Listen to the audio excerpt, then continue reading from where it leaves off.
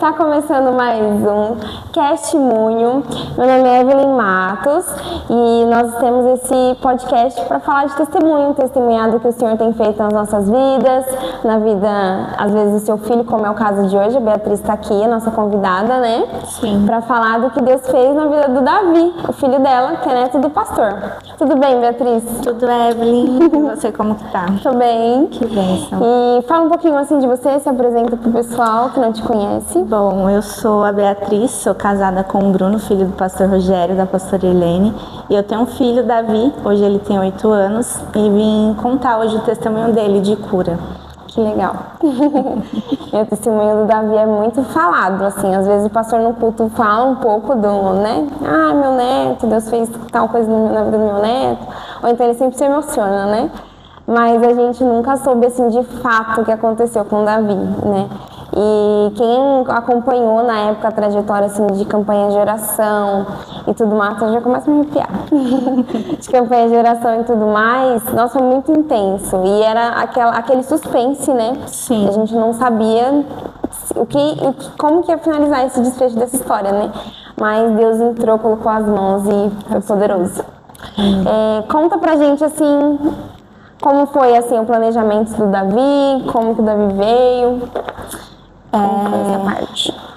Eu casei com 18 anos, 2 anos depois eu engravidei. E aos meus 20 para 21 anos o Davi nasceu. Então, assim, o Davi ele sempre foi muito esperado. Eu sempre sonhei em ter um filho, homem. Homem, sim. Ai, que legal. E eu e o Bruno, a gente já planejou, desde que a gente casou, que se nós tivéssemos um menino, seria Davi. Então, desde que nós nos conhecemos, isso já era definido, então era Davi. Então, o Davi veio como um presente mesmo. Que legal. Então, assim, ele foi muito sonhado, muito esperado, muito planejado. Ai, que bênção. E aí, como que foi a infância do Davi, assim, até ele acontecer de fato o que aconteceu com ele?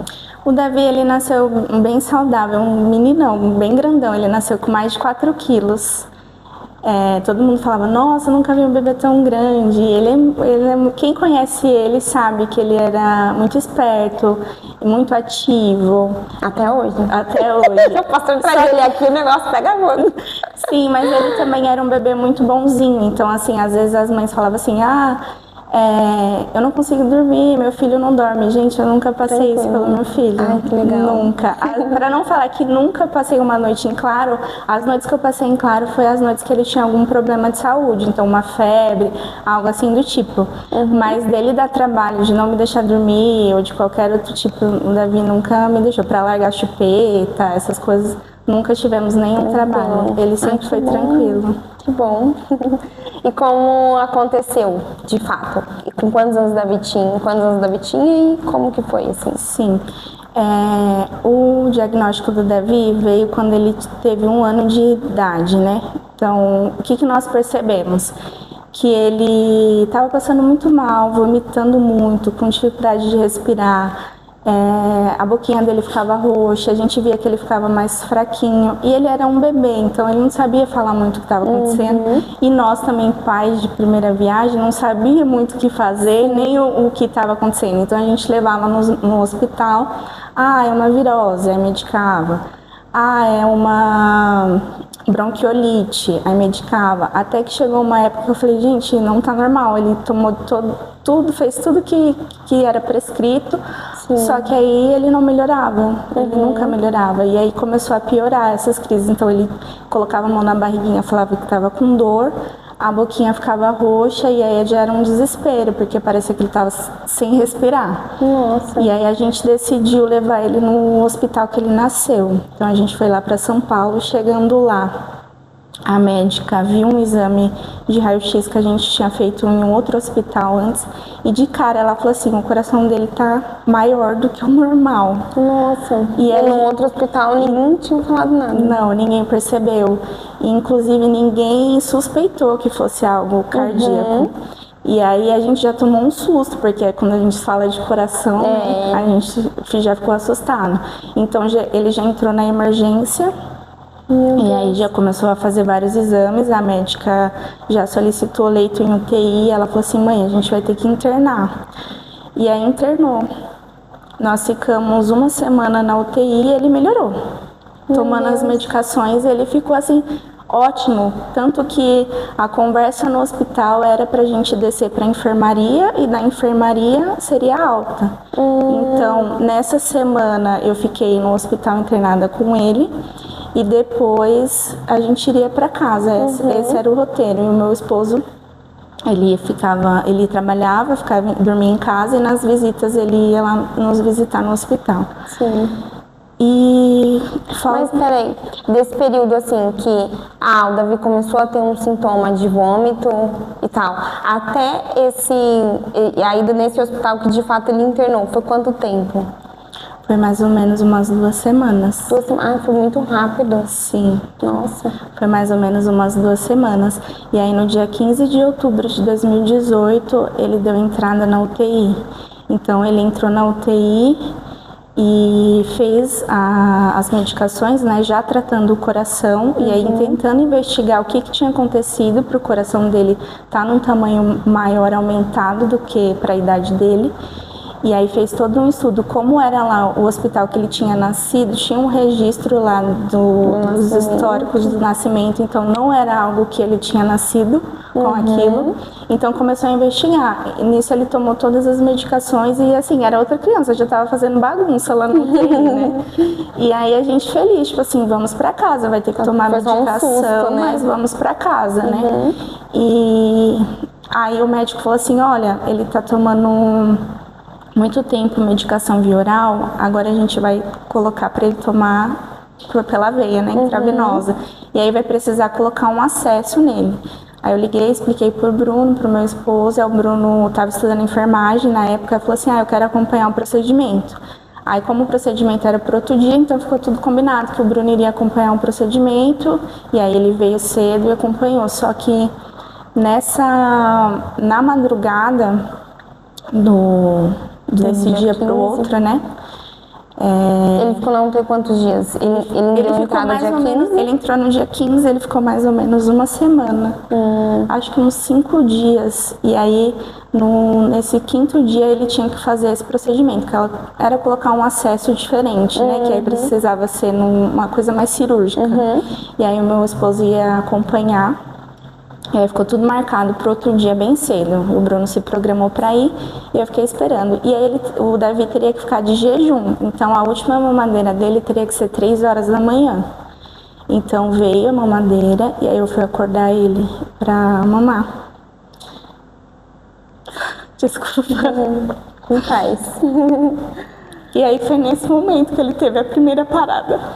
Nossa. Quando eu peguei ele no colo,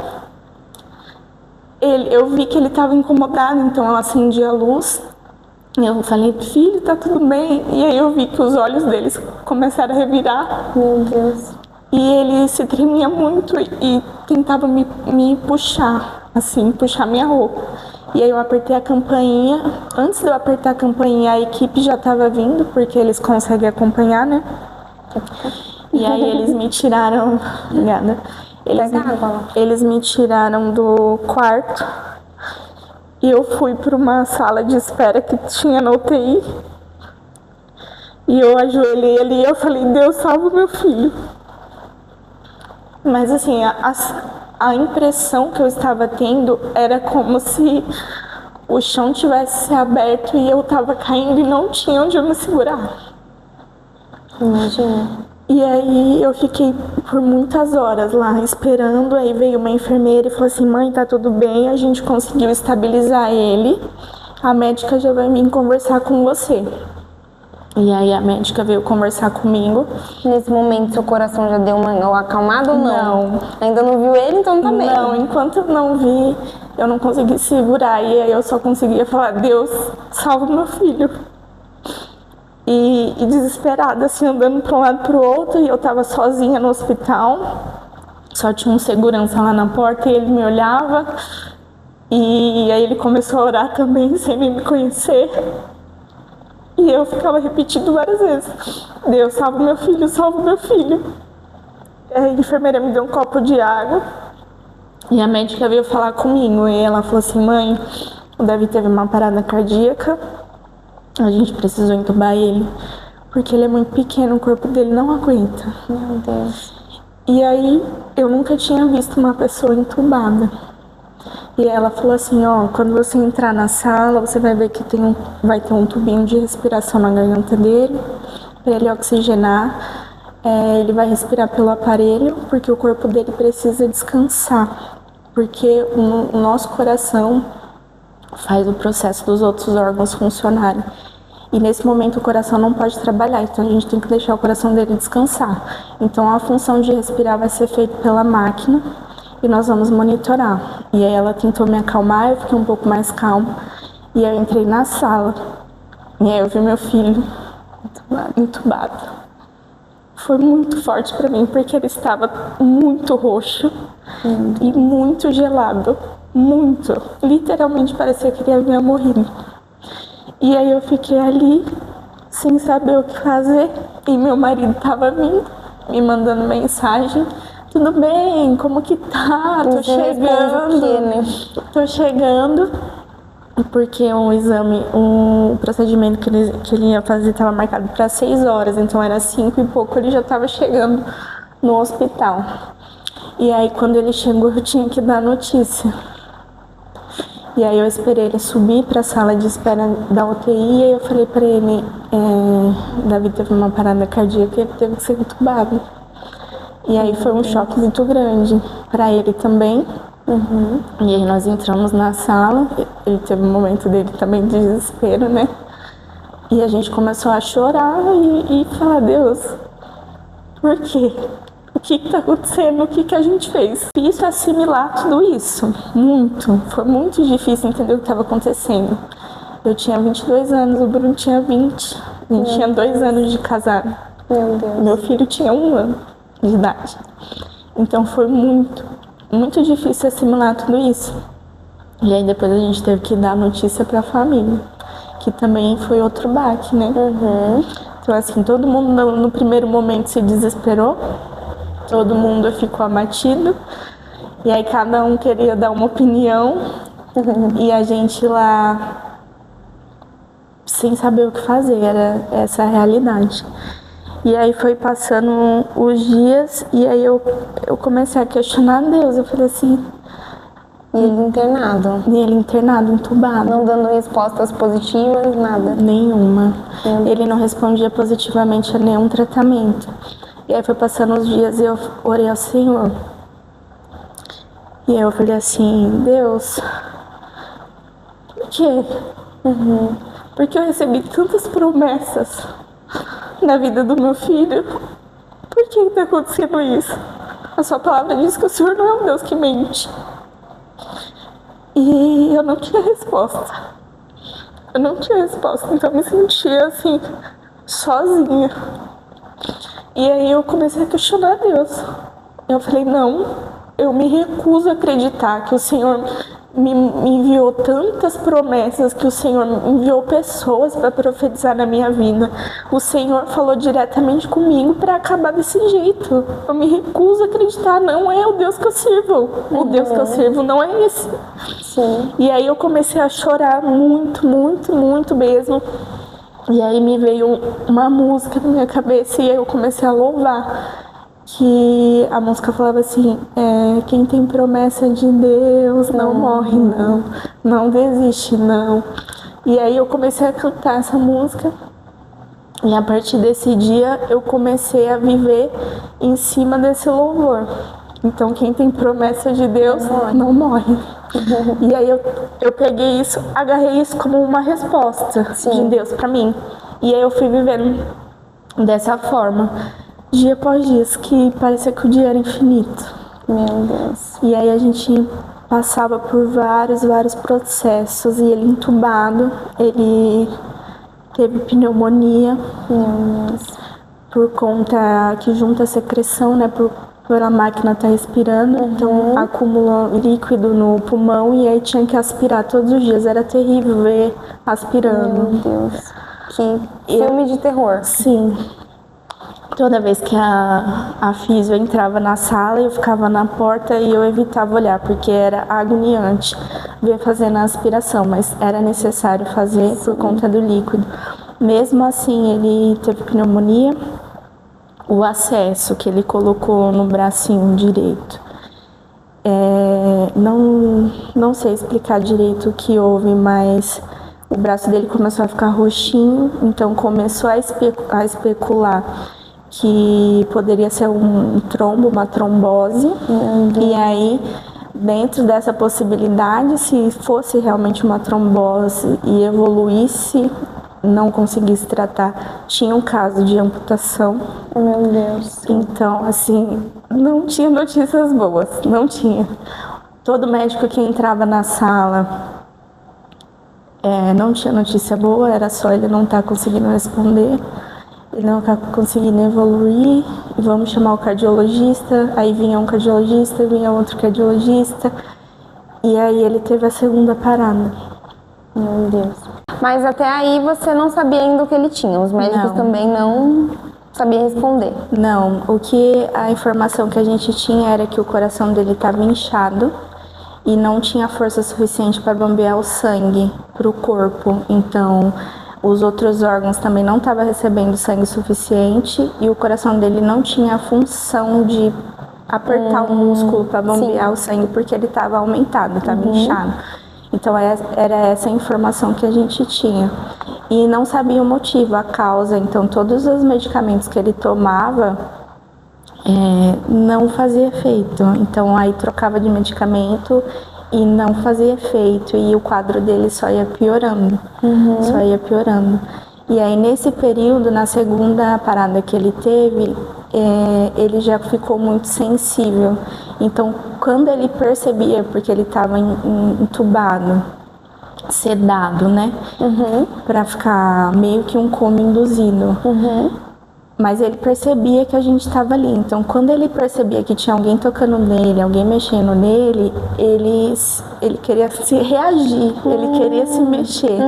E aí o coração dele descompensava. Então, as batidas que estavam lá em cima caíam. Ao invés de aumentar, né? Tipo, sei lá, penso eu, uma ansiedade na criança, meus pais estão aqui, então quero reagir.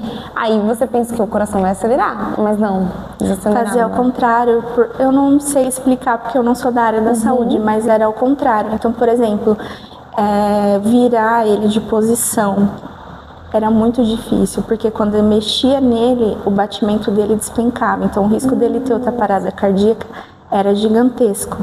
E aí a gente começou a ter outra preocupação, que era as úlceras por pressão.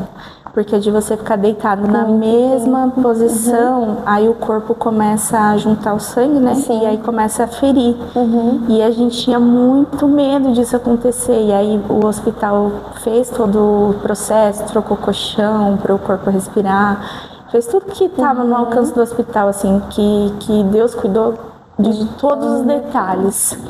E assim, eu não tenho que reclamar de nada. Foi tudo assim, o cuidar mesmo de Deus. E aí, nesse período, saiu a úlcera na cabeça. Oh, meu Deus. E aí, a gente tinha que tratar essa úlcera, teve que raspar o cabelo. Não. Quem conhece ele vê aquele cabelo lindo, loiro. Aí teve que raspar o cabelo e tratar a úlcera. E a gente ficou um pouco com medo de aparecer em outros lugares do corpo, mas graças a Deus foi o único lugar que apareceu. E bem na cabeça, né? Outra preocupação. Sim. Meu Deus, uma ferida aberta, hospital, bactéria. Exato.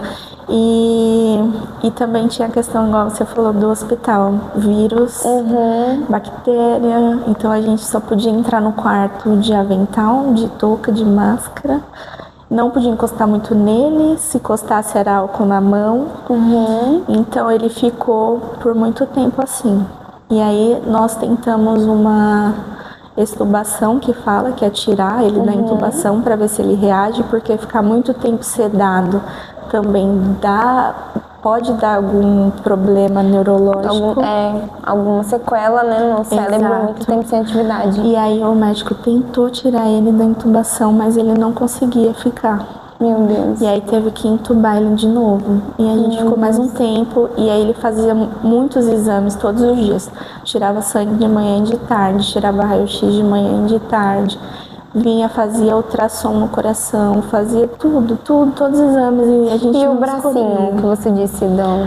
O do trombo fez um ultrassom, viu que não tinha nenhum coágulo e aí começou a tomar a injeção, um anticoagulante. Aí todo dia ele tinha que tomar uma injeção pro sangue não coagular. E aí, graças a Deus, não teve nenhum problema. E aí, nisso, o mundo inteiro, que eu falo que foi o mundo inteiro, a família inteira em oração, a igreja inteira em oração, muitas igrejas em oração, tinha gente de fora do país orando pelo meu filho. Foi assim, um mover de Deus gigantesco, assim, que eu não consigo nem explicar o que foi, porque foi uma unidade, eu me senti assim acolhida. Foi lindo, assim, foi algo assim grandioso, a intercessão. E hoje é algo que eu aprendi, que eu levo pra mim, que a intercessão, ela muda destinos. Ela muda destinos. E sem dúvida, isso foi um ponto no testemunho do Davi. E aí nessa loucura,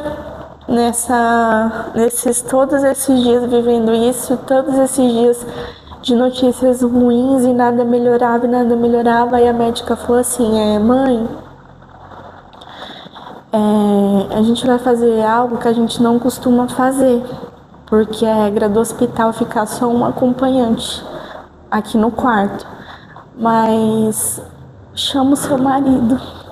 Meu Deus, já pensa o quê, né? Porque, ela falou com essas palavras, porque o Davi não tá respondendo os tratamentos e qualquer hora ele pode partir. Meu Deus. Ai, me arrepio. E aí nessa hora, o Bruno começou a passar a dormir no hospital. Eu dormia dentro do quarto, ele dormia na sala de espera, numa cadeira assim, igual a gente tava dormindo. Tá sentado e ele dormia. Eu dormia no quarto, na poltrona. E a gente literalmente esperou. E aí eu falava assim, Deus, eu não acredito. Eu não consigo acreditar que esse é o fim. Eu não consigo acreditar. E aí eu comecei a declarar as palavras que eu tinha recebido. O Senhor falou que meu filho ia ser assim. O Senhor falou que meu filho ia fazer isso. O Senhor falou que ia abençoar. E eu quero viver isso, eu quero ver meu filho vivendo isso. E aí as palavras eram sempre contrárias. E até que um dia veio uma possibilidade. Os médicos conversam entre si, né? Eles se conhecem, trabalham em vários hospitais. E aí um falando do caso do Davi para outro, porque ninguém também conseguia entender o que estava acontecendo. E aí eles compartilharam com os colegas. E aí veio um médico de um outro hospital e trouxe essa possibilidade de um transplante cardíaco. E aí a médica pediatra da UTI veio e explicou, né, sobre essa possibilidade, que já tinha tentado tudo, só não tinha tentado transplante. Mas para isso ele tinha que entrar numa fila e aguardar, né, um coração. E aí ela pediu pra gente esperar que o cardiologista ia explicar pra gente como que funcionava. E aí ficou todo mundo feliz. Tipo, meu Deus, glória a Deus, aleluia. Acharam alguma porque solução. Agora vai fluir, porque agora tem uma solução. Pra quem não tinha nada, veio a esperança. E demorou quanto tempo da questão de falarem assim, ó, fica aqui vocês dois, porque a qualquer momento ele pode vir a falecer, até o momento desse fôlego de esperança? Olha, ele ficou uns 15 dias entubado e acho que depois desses 15 dias, que eu não me recordo muito bem as datas certinhas, mas mais ou menos uns 15 dias veio essa questão da gente se despedir. Então foi a família, né, visitar os pais, meus pais do Bruno, os meus avós, e aí o irmão do Bruno foi também. E aí ficou aquele clima, né? E aí, após esse medo que a gente tava, essa espera, né? Veio essa possibilidade. Não foi muito distante. Então a gente ficou naquela alegria, né? Meu Deus, agora tem um pontinho de esperança. Então ficou todo mundo feliz. Vamos orar pelo transplante, vai dar tudo certo, vai achar um coração, vai ser lindo, Deus vai fazer e tudo mais. E eu também me alegrei, porque eu falei, meu Deus, Deus me ouviu. E aí esperamos o cardiologista chegar. Aí quando o cardiologista chegou, ele falou assim, tem a possibilidade dele fazer o transplante, ele vai precisar ser remanejado de hospital, porque nesse hospital não faz essa cirurgia, porque é uma cirurgia de grande porte. Vai ter que ir para outro hospital, aí explicou como que funcionaria, e aí veio a questão da cirurgia. Aí ele falou assim, ele vai entrar numa lista, então vai ter que esperar ter um coração. Um coração que se adeque a ele, então tem que ser o mesmo tipo sanguíneo, e tem que ser um coração compatível com o tamanho dele, porque ele tem 1 ano de idade. Então, ele teria que receber um coração de uma criança de até 8 anos. Meu Deus. Aí pra achar, e a angústia também, né? E aí, eu ouvi aquilo, e aí todo mundo, não, vai achar em nome de Jesus, vai chamar ele, vai dar tudo certo. E aí eu fui ouvindo aquilo e o médico falou assim, e aí eu preciso te falar dos riscos, né, da cirurgia. Corre risco sim dele morrer na mesa de cirurgia, corre risco do corpo dele não aceitar o coração. E se aceitar o coração, não der tudo certo, ele não vai poder mais ser uma criança normal. Ele vai tomar remédio para sempre, ele não vai poder correr, ele não vai poder andar de bicicleta, ele não vai poder jogar bola. Ele não vai ter imunidade, ele não vai ser uma criança normal. E sempre vai estar em médico, se pegar uma gripe, vai ter que ser internado, mas ele vai estar vivo, né? E aí, eu ouvindo tudo aquilo, parecia até uma cena de filme. Sabe quando você tá num lugar, mas parece que você não tá? Parecia aquilo. E aí meu marido ouvindo aquilo e... Parece que é tanta coisa assim que a mente nem absorve, né? Exato. Você vai escutando e a cabeça, não, vai apagando. Exato, era muita coisa assim. E aí ele falou assim pra mim, o transplante cardíaco tem validade. Então com 15 anos, mais ou menos, ele teria que passar novamente por outra cirurgia e com todos esses riscos. E eu fiquei pensando aquilo e eu fiquei perturbada. Eu não consegui sentir paz naquilo. E aí eu fiquei, meu marido, não vai dar certo, ele vai transplantar, vai aceitar esse coração, e todo mundo, não, vai chegar esse coração logo. E eu comecei a ficar agoniada, angustiada, e aí eu falei, gente, o que tá acontecendo? E aí eu comecei a ficar angustiada, e eu comecei a orar a Deus, e eu falei assim pra Deus, não quero, eu não aceito.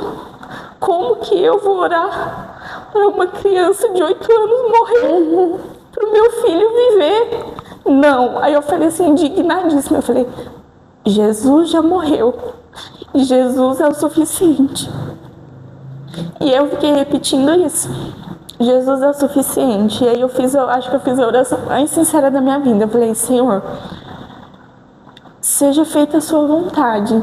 O meu desejo é que o meu filho seja curado sem nenhuma sequela e que eu conte esse milagre para a tua honra e glória. Mas se for para o teu filho viver tudo isso que esse povo está falando, não ter vida, eu te entrego. Foi a oração mais sincera, mais difícil e mais dolorosa que eu fiz na minha vida. E eu ficava repetindo para mim o tempo todo, Jesus é o suficiente. Jesus é o suficiente. Ninguém precisa morrer porque Jesus já morreu. Jesus é o suficiente. E aquilo começou a entrar no meu coração, assim, como uma verdade. Aquilo me convenceu de uma forma e me trouxe uma esperança que parece que eu renasci. E aí, mesmo vendo as circunstâncias que tudo estava dando errado, eu estava em paz. Então as pessoas olhavam para mim e falavam, meu Deus, como que ela consegue? Você, serena. E o Bruno? O Bruno, meu Deus, se não fosse ele também eu não tinha aguentado. O Bruno, ele é incrível. O Bruno, como pai, óbvio que ele também estava destruído. Mas ele foi meu alicerce. Porque mesmo em meio à dor dele, ele resolvia tudo que tinha para resolver. Ele sempre me guardou. Então, todos os pepinos de convênio, conta de casa para pagar, porque os boletos continuaram chegando normalmente. A questão de resolver as coisas do trabalho dele, ele resolveu. Ele tinha os momentos dele, sim, de desespero, mas a gente meio que revezava. Então, assim, é o seu momento, então... Aí eu seguro a conta. Exato. Tem sua crise aí, eu ia, dava uma palavra, levantava o ânimo, e quando era o meu momento, ele fazia o mesmo por mim. Mas se ele não tivesse ali comigo, eu acho que eu não tinha conseguido ter essa força, essa postura que eu tive. Porque tinha horas que eu achava que eu não ia conseguir. Mas ele estava lá. Graças a Deus, ele estava lá. E você teve que se afastar do trabalho, eu imagino, né? Sim, tive que afastar do meu trabalho, peguei atestado, tirei licença, tirei férias, tirei tudo que eu tinha que era possível. E no final pedi demissão. Oh, meu Deus. Na verdade, eles me mandaram embora, né? Eu falei pra eles que eu não tinha condições de eu voltar, aí a gente fez acordo, eles me mandaram embora. Ai, que bom. E aí eu consegui seguir minha vida. E o trabalho do Bruno, eles foram totalmente compreensivos. Deram férias para ele também, deram licença, entregou atestado e tudo que a gente precisava eles estavam à disposição também para ajudar. Inclusive a parte do convênio era pelo trabalho dele, então a gente teve todo apoio e suporte, assim, não tenho que reclamar de nada. Detalhes, né, de Deus. Tudo, todos os detalhes, equipe médica, hospital, convênio, as pessoas ao nosso redor, pessoas que nos abençoaram financeiramente, com palavras, com medicamento, depois que a gente saiu do hospital, foi tudo assim, pessoas usadas por Deus, literalmente. E vocês, assim, um com o outro, vocês conseguiam sentir que um tava ali para ajudar o outro mesmo? Ou vocês só olharam para a situação e, tipo, guerra mesmo, sabe? Vamos vestir aqui a armadura, você é meu parceiro de guerra aqui? Ou vocês conseguiam ver essa questão assim, poxa, meu marido tá aqui comigo, eu tenho um marido? Sim, eu conseguia ter essa paz de que se tudo desse errado, ele tava ali. E eu acredito da parte dele também, a gente conversava muito, inclusive porque a gente tinha muita fé que a gente ia sair dali com o Davi bem, mas também a gente conversava que se não saísse, como que seria a nossa vida? Então a gente tinha essas conversas, por mais que difícil, que era muito difícil, a gente tinha essas conversas, mas no final a gente sempre optava por acreditar que ia dar tudo certo. E aí, voltando na questão do transplante, eu fiz essa oração que Jesus era o suficiente e que se fosse para o meu filho ficar com alguma sequela, eu preferia que Deus levasse. Que ele não merecia viver daquele jeito que... Um aninho, né? Não, ele não merecia viver daquele jeito. Que os médicos estavam falando, né, com tanta sequela, com uma vida totalmente limitada. Ia ser muito estressante para ele, muito difícil. E para nós também, né? Mas graças a Deus foi diferente. E nós conseguimos mudar de hospital, fomos para o outro hospital listados na lista do transplante, aguardando o transplante, que também era algo que muito difícil de acontecer, né?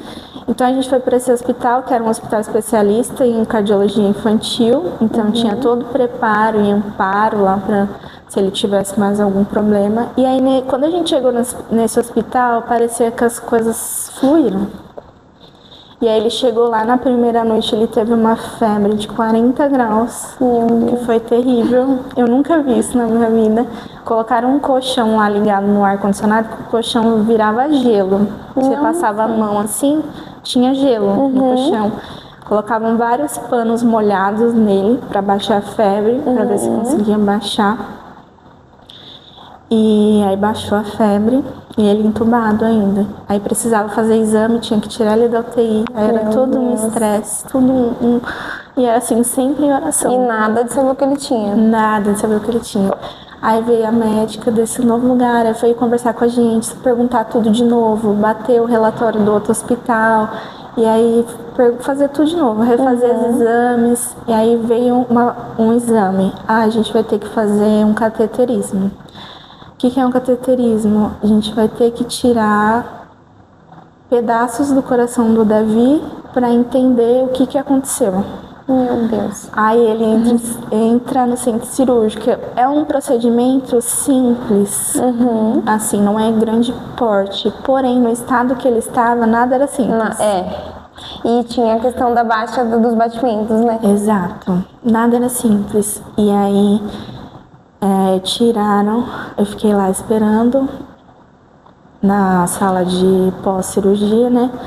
E ele entrou lá na salinha, fez o procedimento e saiu. Aí a médica vem... Hoje eu dou risada, né? Mas na hora eu fiquei assim, assustada. A médica veio e falou assim, mãe, deu tudo certo, tiramos 4 pedacinhos do coração. E aí a gente via, oh meu Deus, isso é bom. Isso é deu bom. Tudo certo. Aí manda pra análise pra fazer biópsia, a gente esperando o resultado. Enquanto isso, ele começou a tomar outras medicações cada vez mais fortes, né? Intravenosa e muitas outras também. E aí começou a vir um questionamento, que ele estava muito tempo entubado. Já tinha quanto sedado, já tinha mais de um mês. Nossa. Já estava beirando quase um mês e meio. E aí o médico falou assim, mãe, a gente vai ter que tentar tirar ele da sedação, porque a gente corre muito risco, né? De deixar ele sedado por muito tempo. E aí o médico, eles são claros, né? Por mais que seja uma notícia difícil, eles têm que falar o que acontece. Aí eles falaram, pode ser que ele tenha um dano cerebral, pode ser que ele volte sem algum movimento, sem enxergar, sem falar. Meu Deus do céu. E a gente ficou nessa angústia, de novo. E aí, nesse hospital, permaneceu da mesma forma, eu dormindo no quarto, o Bruno dormindo na sala da visita, né? Da UTI.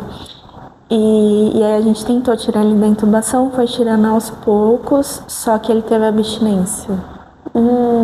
Ele teve abstinência dos medicamentos, então assim, ele tomava droga mesmo. Então, quando tentou tirar ele da medicação, reduzir, ele se tremia muito, ele sentia febre, ele queria se debater, ele apertava a mãozinha assim, a ponto da unha dele machucar a mãozinha. Nossa. Então ele teve abstinência, aí tivemos que passar por isso também, por esse episódio, aí até liberar todo o medicamento do corpo dele e ele conseguir sair da intubação e do tubo, né, de respiração.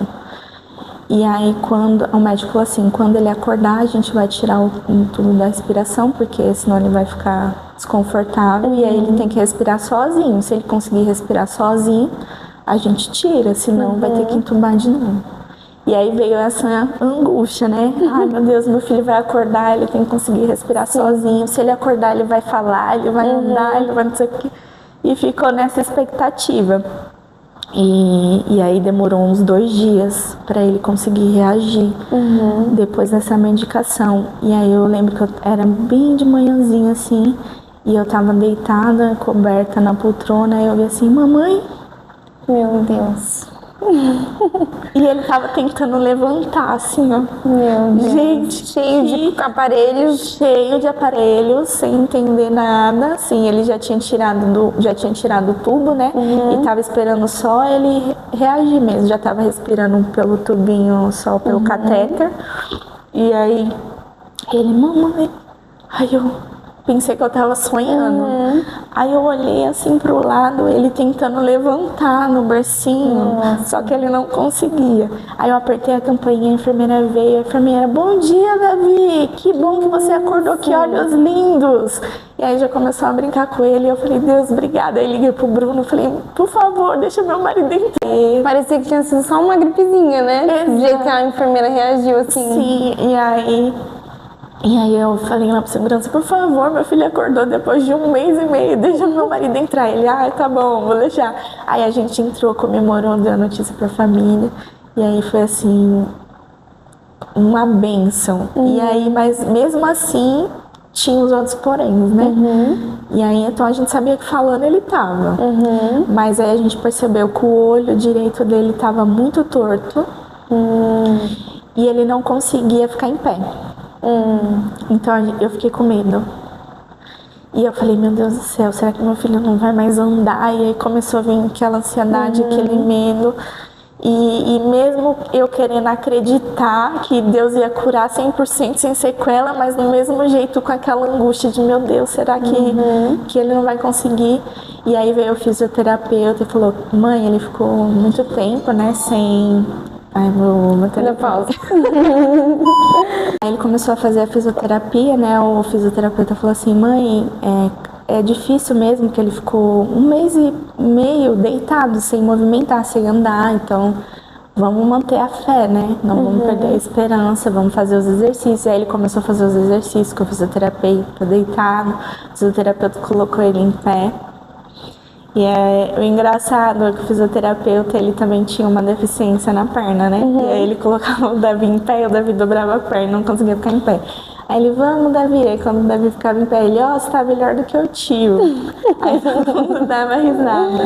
E aí eles eram muito assim, descontraídos.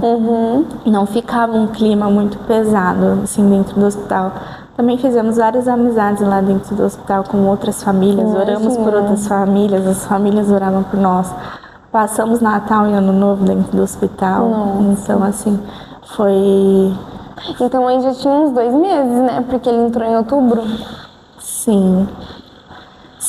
E aí, nesse período que ele fez o acompanhamento com o fisioterapeuta, demorou umas 2 semanas. Aí o fisioterapeuta falou assim, pode trazer o tênis, que hoje a gente vai andar. Eita. E aí colocava ele pra andar e ele andava meio assim, né? A perninha dele dobrava, ele não conseguia ficar muito tempo em pé. Acho que os músculos fraquinhos, né? Isso, porque ele emagreceu bastante também. E aí, teve um dia que ele simplesmente andou. Meu Deus. Foi, e aí tinha que arrastar o medicamento assim, junto com ele simplesmente foi. E aí ele andou a UTI inteira. E eu falei, ai Deus, obrigada. E aí ele conseguiu andar. Graças a Deus. Aí começou a falar, ele estava de sonda ainda, então ele não comia, ele se alimentava por sonda, e ele ficava pedindo mamar, que era uma mamadeira. Mãe, mamar. E eu falava, meu Deus, e agora? Aí eu falava, ele quer mamar. Ela, mãe, não pode, só depois, a fono vai vir e tal. Aí eu, meu Deus do céu, eu falava, a tia já vai trazer pra você. Eu falava, rolando. E aí ele via a enfermeira passar e ele ficava chamando ela pra trazer a mamadeira.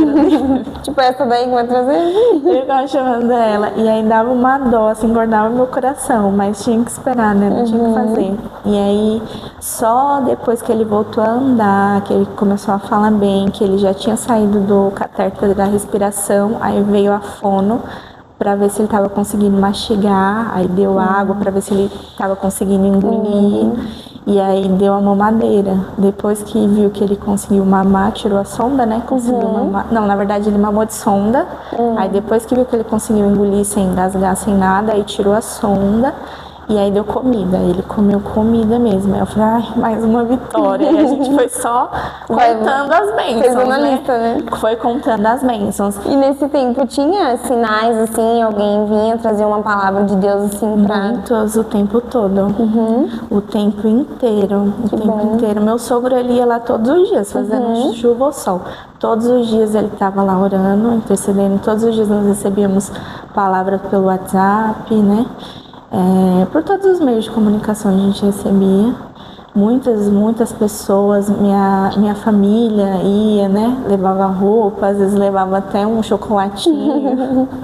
Era o jeito deles, né? De nos apoiar. Estamos aqui. Exato. Depois meus avós também vieram de muito longe visitar ele lá. Depois que ele acordou, a gente abriu, né? Para o pessoal ir visitar. Porque enquanto ele estava entubado, era muito forte.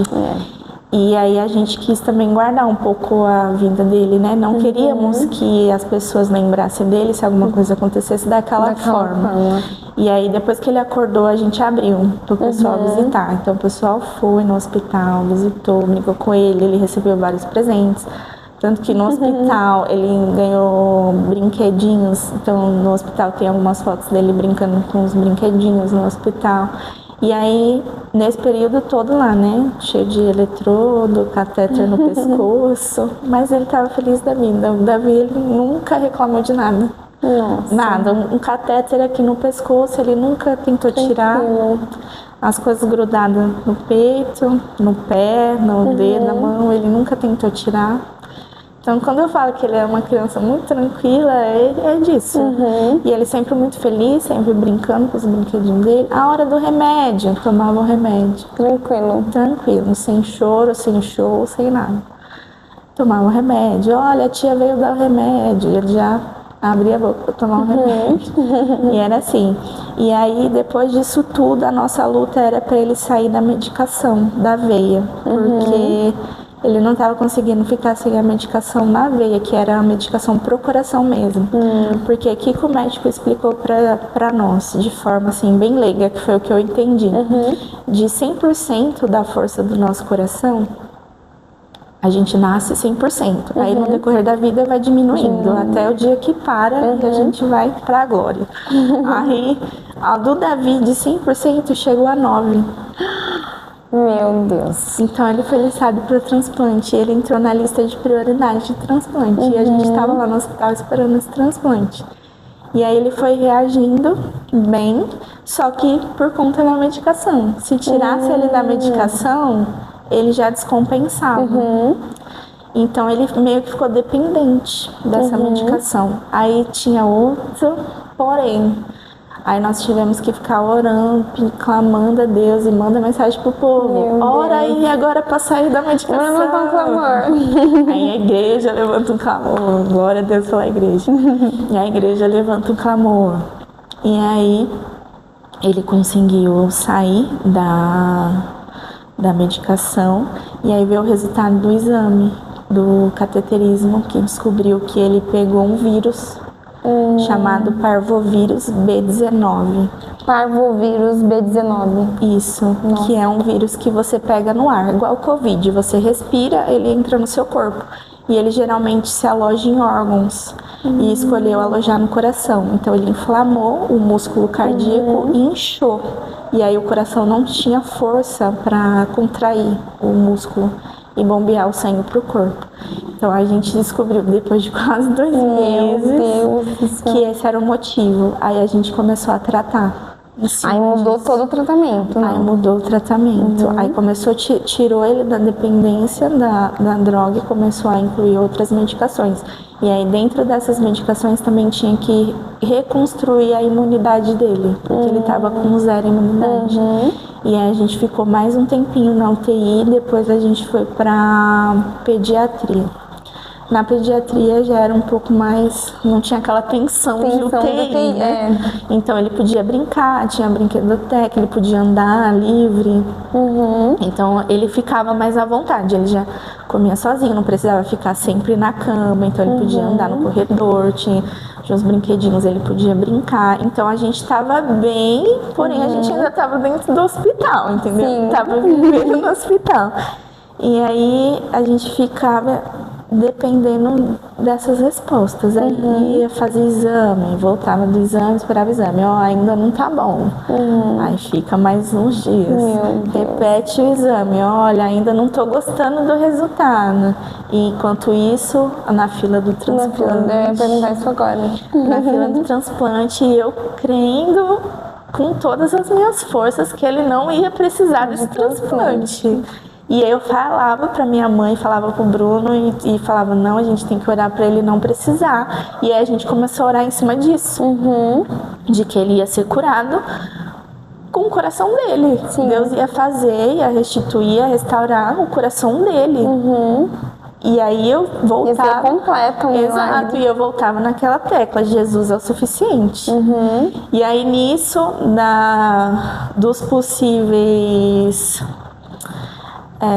não é traumas, fugiu a palavra, sequelas que ele tinha, ainda tinha um olho que estava torto, né? E aí lá no hospital... Mas a visão estava ok. Então a gente não sabia se ele estava enxergando bem, porque ele acompanhava, mas a gente não sabia se ele estava enxergando totalmente bem, porque o olhinho dele estava muito torto, na verdade.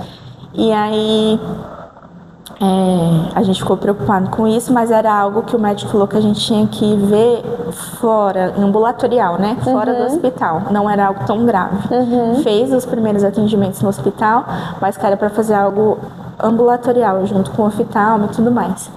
E aí, no dia 1º de janeiro de 2019, a gente recebeu alta. Nossa. A gente passou Natal e Ano Novo. No dia 1º de janeiro de 2019, a gente recebeu alta e a gente foi pra casa. Aí chegou lá, tava todo mundo esperando. E aquele alívio. Nossa, quando eu cheguei na minha casa, eu só queria chorar. Só queria chorar e falar assim, ai, consegui. E eu cheguei em casa, tava tudo arrumadinho, minha mãe arrumou lá, deixou umas bexigas lá pra ele, que ele já chegou fazendo bagunça. E aí a gente começou a outra parte, né? Do que era eu viver fora do hospital. Porque no hospital, se acontecesse alguma coisa, estava todo mundo ali. Mas e fora do hospital, que só tinha eu e meu esposo? E aí? E aí? Ninguém dormia. Meu Deus. A primeira noite foi horrível, porque a gente queria ficar o tempo todo olhando pra ver se ele estava respirando. E os médicos passaram que orientação para casa? Olha, ele saiu do hospital com uma receita com 15 medicamentos. Meu Deus. Pra ele tomar de hora em hora. Uma delas era uma injeção que a gente tinha que aplicar, um anticoagulante, né? Pra não ter trombose. E aí era nosso. E não tinha remédio pro coração igual a gente vê pra criança. Sabor cereja, de líquido, rosinha. Não, era o comprimido. A gente tinha que amassar o comprimido, calcular a dosagem que já estava na receita. Então, na seringa, vai colocar tantos ml de água, amassa o comprimido, mistura. Aí você vai puxar na seringa 2 ml e vai dar na boca dele. E o medo de errar? Exato, o medo de errar. Porque era aconteceu alguma coisa, coração. Foi eu, minha culpa agora. Era mais de coração. Então, tipo assim, era o horário, então eu não conseguia dormir, porque era horário. Tinha muitos remédios, então, tipo assim, ele saiu com remédio pro coração. Aí, do remédio do coração, ele tinha que tomar um remédio pro estômago aguentar os remédios. Tinha que tomar um remédio para proteger o rim, porque era muita coisa. Uma coisa que eu esqueci de mencionar, ele teve que fazer diálise no hospital, porque o rim dele estava sobrecarregado. Transfusões de sangue. Meu Deus. Porque ele já estava ficando com anemia. E aí ele precisou fazer várias transfusões de sangue. Inclusive o pessoal aqui da videira foi doar. Que legal. Foi. Essa parte eu não acompanhei, né? Eu acompanhei as orações assim, mas eu não estava tão firme, né? Então eu vinha, acompanhava alguma coisa e saía. Sim, o pessoal foi doar sangue. Eu gosto de falar, Deus cuidou de tudo. Deus cuidou de tudo. Então a gente foi para casa com essa missão de dar esses remédios no horário, de ter cuidado. A médica falou assim, na sua casa você vai limpar, varrer, passar pano normal com que você usa, depois você vai passar um outro pano com álcool 70. E aí você vai deixar ele brincar. Os brinquedos, brincou, vai passar álcool 70 e tudo. Alguém gripado não vai passar nem na sua calçada, ela falava. E era assim, e qualquer coisinha corre pro hospital. Então eu tinha um telefone da médica. O Davi tossiu. Me liga pra médica. O Davi tá tossindo. Ela pode vir. E aí ia pro pronto-socorro. Meu Deus. Porque era assim, ele não tinha imunidade. Não tinha. E aí a gente ficou assim 1 ano. E aí eu lembro, mais uma parte do testemunho, que toda vez que eu dava o remédio pra ele, eu falava assim, hoje é o último dia que você toma esse remédio. E aí eu sabia que aquilo ia demorar, mas eu falava, hoje é o último dia. E dava remédio pra ele. Aí na consulta, no começo a gente ia a cada 15 dias na consulta. E depois passou de 15 dias para 1 mês, depois de 2 meses. E aí conforme a gente ia na consulta, ele ia repetindo os exames.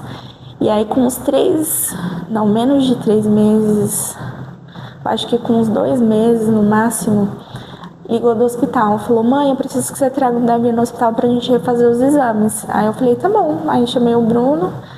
Não bateu aquele medo? Tipo, por que eles estão me chamando? Sim, a gente ficou meio assim, tipo assim, aconteceu alguma coisa? Ela: não, é só pra gente refazer mesmo, porque o caso dele ficou arquivado no hospital como se fosse um estudo de caso, né?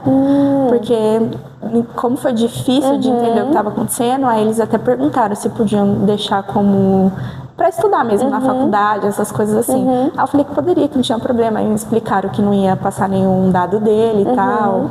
Aí eu falei: tudo bem, não tem problema. E aí eu achei que era alguma coisa relacionada a isso, né? Porque ela falou que da parte da saúde estava tudo bem, ele tinha acabado de passar na consulta também.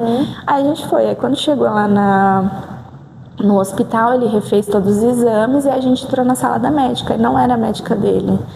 Aí eu achei estranho. Aí ela se apresentou, falou que ela fazia parte lá do, não sei como que fala, mas como se ela fosse responsável pela fila do transplante lá do hospital. E ela pegou e falou assim: mãe, chegou um coração. Meu Deus. Então, tipo assim, o que era impossível aconteceu. E é um misto, né, de sentimentos. Chegou um coração, porque uma criança perdeu esse coração, uma criança perdeu a vida. Exato. Pra te dar esse coração. E aí ela falou assim: chegou um coração. E aí eu gelei, porque eu não queria. Aí eu falei assim: nossa, porque era impossível, né? Aí eu falei assim: nossa. Aí ela: chegou um coração pro Davi, mas eu tô vendo aqui nos exames dele que ele deu uma melhorada. Então, como médica, claro que a opinião ou a decisão fica com vocês, mas como médica, eu acho que não vale a pena colocar a vida dele nesse risco, sendo que ele teve uma melhora em tão pouco tempo. Aí eu falei: graças a Deus.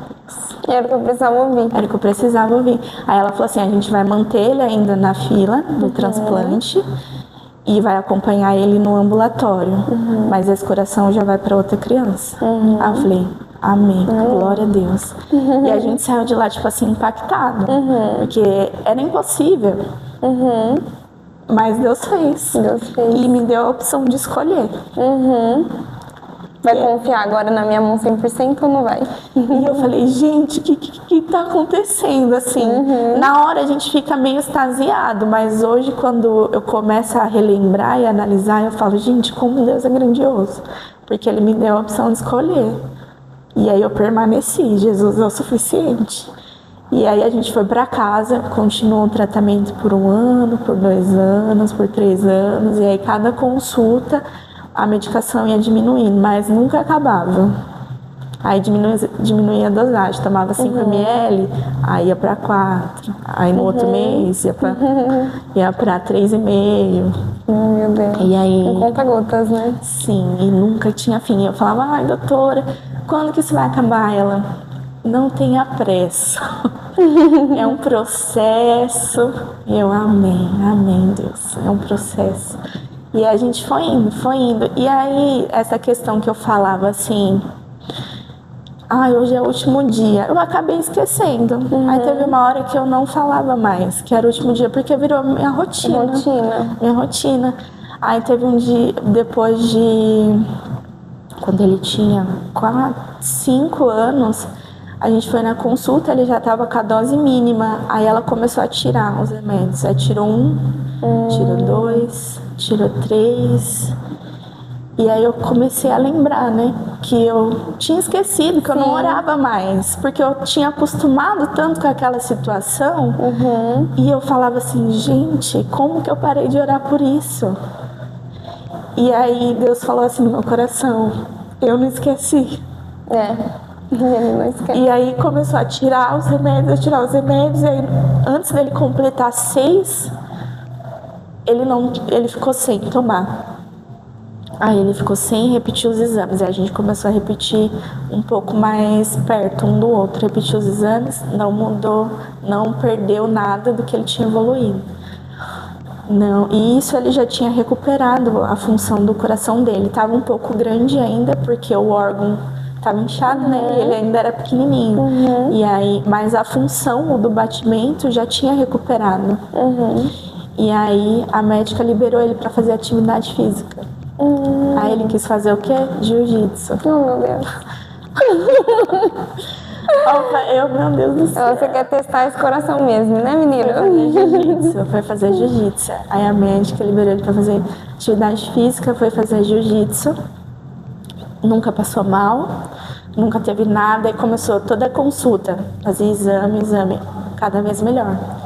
Até que teve um dia que a médica falou assim: nossa, se eu pegar os exames de 2018 e os exames dele agora, não é da mesma criança. Ninguém nunca vai falar que é da mesma criança.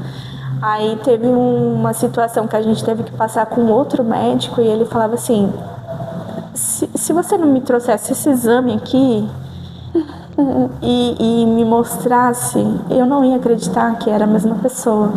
E eu falava: eu sei. Eu te entendo. Eu te entendo. E aí todo mundo fica assim sem entender. Como? E não teve nem desespero depois da alta em casa?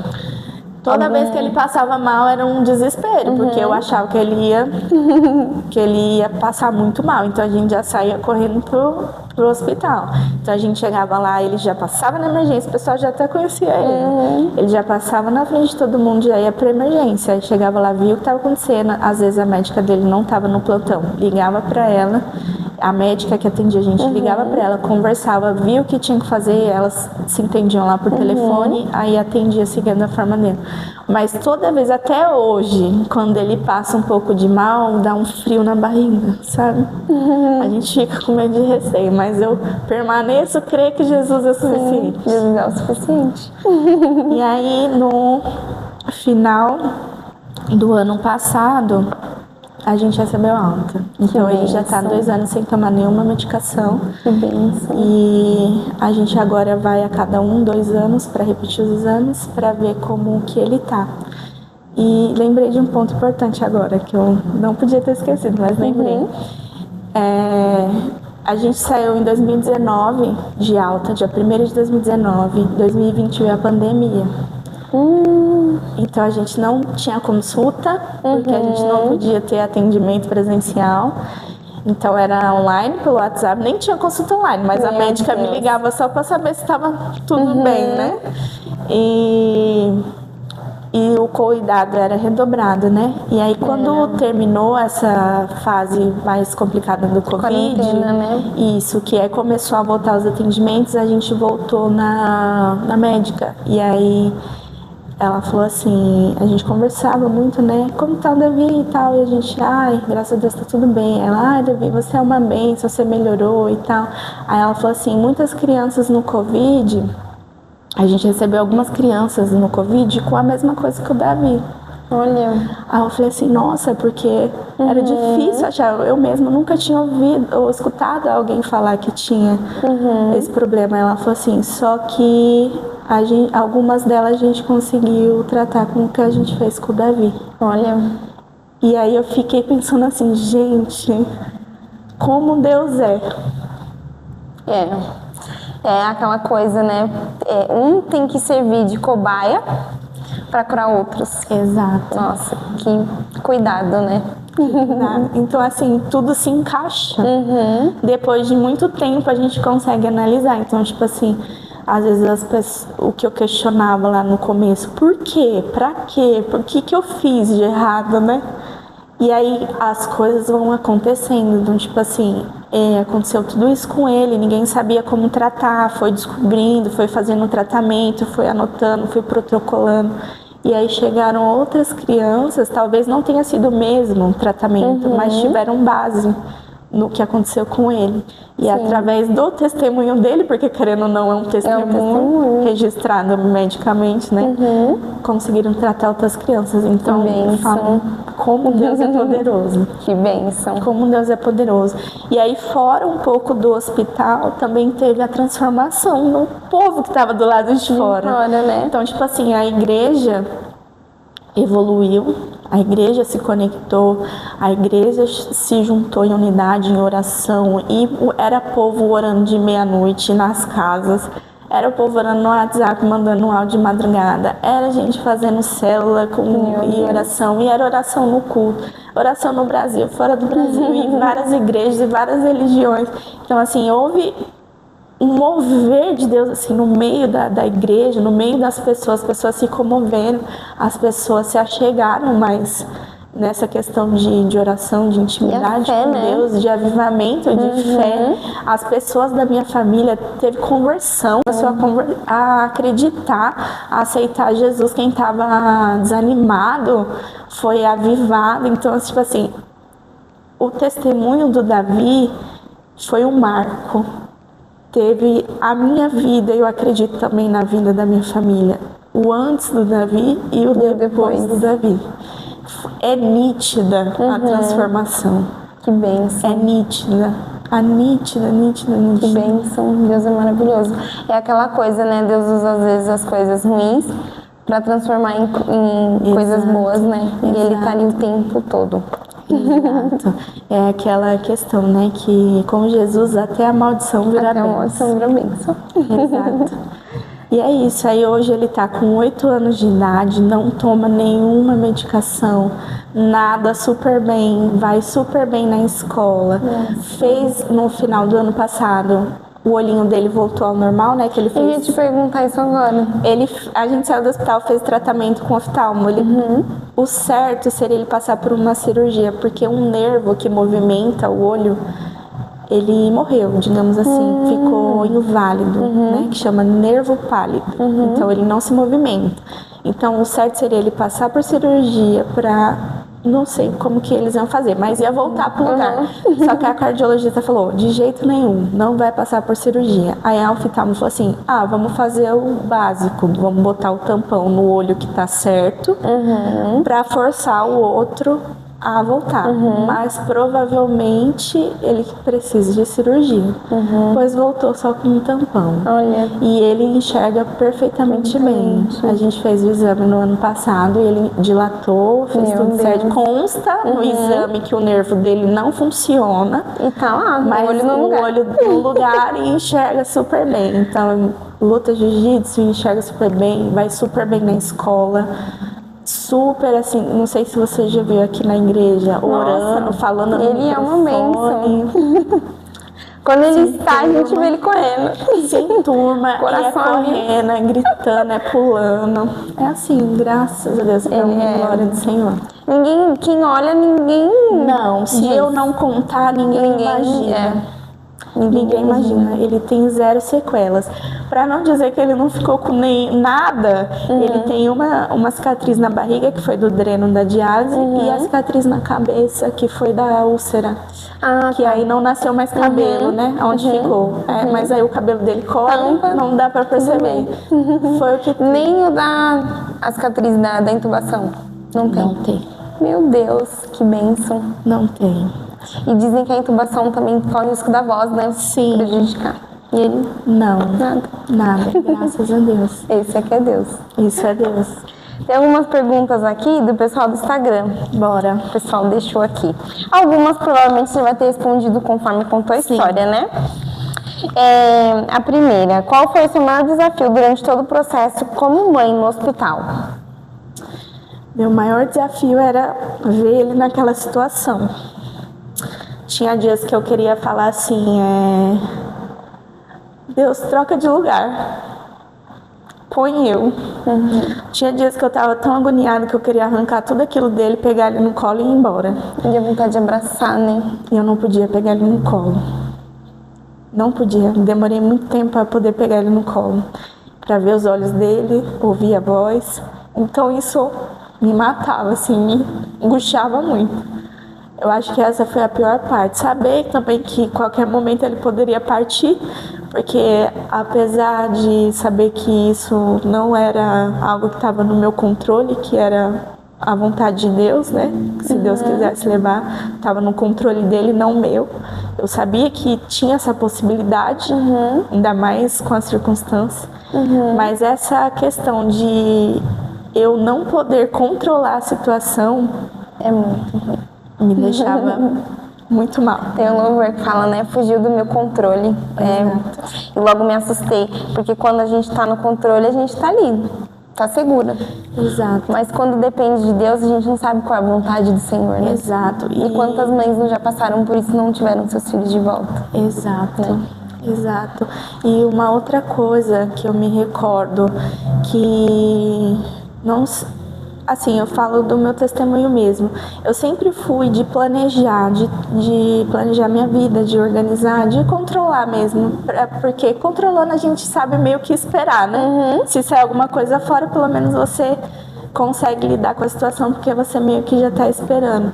Sim. Então isso foi um desafio para mim, porque não tinha nada que eu pudesse fazer. Nada. Tudo que a medicina podia fazer, eles estavam fazendo, mas não estavam funcionando. Sim. Então, assim, tudo que eu não tinha conhecimento médico, mas o conhecimento que eu tinha não valia. O dinheiro que eu tinha não valia. Não. Os bens que eu tinha não valia. Então eu tive que confiar. Sim. Confiar e esperar. Então isso me ensinou. Sim. Ou aquela sua que você não levou na vida, levou no... Sim, exato. Então acho que essa foi a parte mais difícil. É ver toda aquela situação e não poder mudar. Simplesmente ter que esperar. Sim. Essa foi a parte mais difícil. Amém. Em algum momento você duvidou? Olha, sim. Porque qualquer ser humano que tivesse um mínimo assim, de noção, de análise, de ver o que está certo e o que está errado, via que ele não tinha chance. Não tinha. O médico chegar para você e te mostrar um exame que um coração que era para estar batendo 100%, está batendo 9%, e logo em seguida ele ter outra parada cardíaca, então eu achei que de fato ele não ia sobreviver. Era a circunstância. Realmente eu sabia que ele não ia sobreviver. Mas é o que eu te falei, eu me recusei a acreditar. Me recusei. Como mãe, você tinha aquele instinto de meu filho vai ou não, meu filho vai ficar? No começo, no primeiro hospital, eu fiquei com medo mesmo, acho que essa é a palavra. Eu sentia medo. Medo de se arrepiar, porque eu sabia que ele ia. Eu sabia. Mas a partir do momento que eu falei, Jesus é o suficiente. Ninguém precisa morrer, porque Jesus é o suficiente, Jesus já morreu. Aí a minha concepção mudou. Aí o meu pensamento mudou, a minha fé ficou de uma forma assim inabalável. E aí mesmo que as circunstâncias mostravam que não, eu acreditava que sim. Sim. E aí foi nessa verdade que eu vivi. Amém. Quanto tempo durou todo esse processo? Você já falou, Uns né? 3 meses. Um conselho para as mães e pais que estão passando por uma fase como essa, ou parecida, né? Creia. Ele é o Deus do impossível. Creia, porque quem crê vê a glória de Deus. Milagres são reais. São reais. Só creia. Independente do que o número diz, independente do que a medicina diz, independente do que a situação é, independente do que for, o quão grande for o seu problema, creia, porque quem te chamou é maior. Amém. Onde iniciou o problema do Davi, a gente já falou, né? No que você se apegava nos momentos de tensão? Em Deus, né? Em Deus e nas promessas que o Senhor tinha feito, tanto na minha vida, quanto as palavras que eu tinha recebido no Davi, pelo Davi, né? Na minha gravidez. Então, tudo aquilo que profetizavam na vida do Davi foi o que eu profetizava de volta, sobre ele, sobre a vida dele. Então, eu tomei como verdade e realmente foi o que aconteceu. Sim. Amém. As outras perguntas em algum momento você já perdeu a fé, que você já respondeu. E se você chegou a questionar Deus do porquê estava passando por isso. Muitas vezes. Respondeu, né? Muitas vezes. Então é isso. Mas que bênção, Bia. Hoje você está aqui contando uma história de vitória, Graças né? a Deus. E eu costumo dizer que independente do que aconteça, vai ser feita a vontade do nosso Pai. Sim. Então, assim, às vezes a gente fica triste com o resultado do que Deus quer, mas a gente entende lá na frente por quê, né? Sim. Assim como você passou por isso, se perguntou tantas vezes, por quê, por quê, por quê? E lá na frente Deus respondeu, né? Assim também é para quando os resultados não são tão positivos. Sim. Mas o importante é a gente não perder a fé, a gente saber que Deus está ali o tempo todo.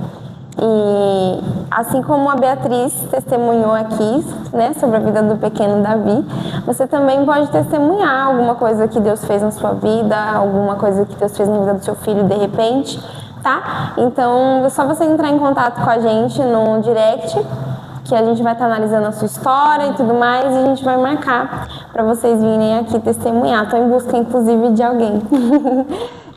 Agradeço muito, Bia, por você ter vindo aqui e aceitado esse convite. Tá? Eu peço perdão pela sua simplicidade, porque a gente está começando, né? Imagina. Mas eu creio que Deus vai transformar muitas vidas através desse podcast. Amém. Através de testemunhos como o seu. Amém. E muito obrigada mesmo, e parabéns, inclusive, por ser essa mulher que batalhou, que estava ali firme. Parabéns pelo seu esposo, o Bruno, né? Porque quantas mães estão passando por isso sozinhas, Sim. né? É uma dor, assim, que não tem tamanho para descrever, e elas estão ali sozinhas. Sim. Você tinha ele, Sim. né? Que bênção, e parabéns pela família maravilhosa, pelo Davi. Ele brinca bastante com o meu enteado aqui, e os dois, meu Deus do céu, pega fogo. E que bênção. Amém. Você tem algum recado para deixar para as mães, alguma mensagem, ou só agradecer mesmo? Eu queria agradecer a oportunidade. Estar aqui hoje também é algo muito profético, porque eu sempre quis compartilhar isso com muitas pessoas. Eu falo até hoje, aonde eu estiver, eu vou contar esse testemunho. E esse espaço é provisão de Deus. Então, assim, Amém. que Deus te abençoe, Amém. que venha muitas outras pessoas testemunhar. Amém. E que aqui seja um canal de bênção, de restauração, de frutificação e de salvação. Amém. Em nome de Jesus. Amém. Segue a gente lá nas redes sociais. Por enquanto a gente só tem Instagram e YouTube mesmo, tá bom? Se inscreve aqui. Se você assistiu até o final, muito obrigada. Se inscreve, não se esqueça de deixar o seu like e comentar também para gerar engajamento e a gente crescer com o nosso canal. Beijo, brigadão, até a próxima. Até, tchau, tchau. Milagres são reais e eu sou a prova disso. Glória a Deus!